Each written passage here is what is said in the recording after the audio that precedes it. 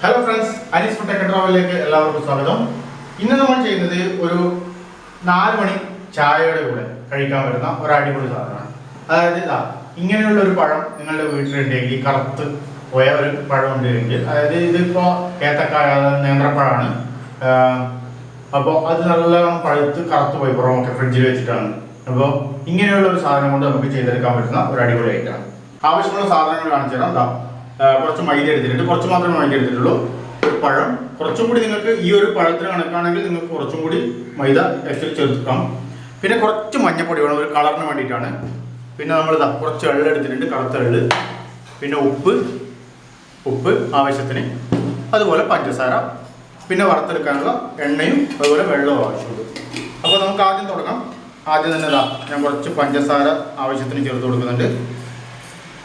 1.5 spoon പഞ്ചസാര. പിന്നെ ഇതിലോട്ടേക്ക് ഇത്രയും ഉപ്പ്, ഒരു ഈക്വലൈസ് ചെയ്യാൻ വേണ്ടിയിട്ടുള്ള ഉപ്പ് മാത്രമാണ് ചേർക്കുന്നത്.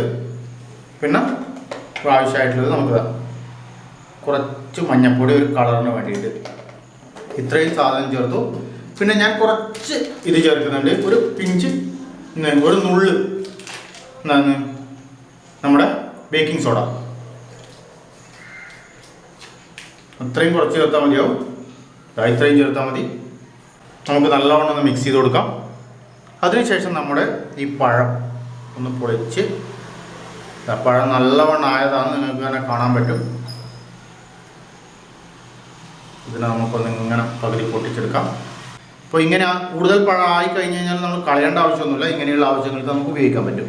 അപ്പോൾ ഇതിലോട്ടേക്ക് നല്ലവണ്ണം ഒന്ന് ഞെരടി ചേർത്ത് കൊടുക്കാം. കൈകൊണ്ട് ചെയ്യുന്നതാണ് ഏറ്റവും നല്ലത്.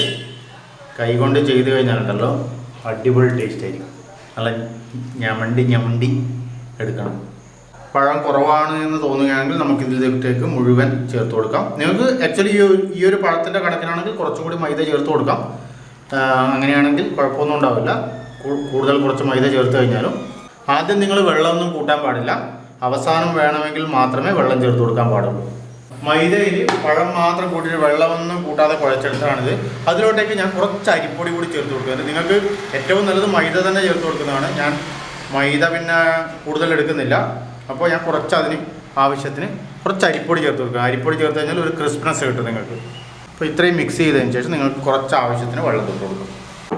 ഇനി നിങ്ങൾക്ക് വേണമെങ്കിൽ സ്പൂൺ കൊണ്ട് ഇളക്കിയെടുത്താലും മതിയാവും.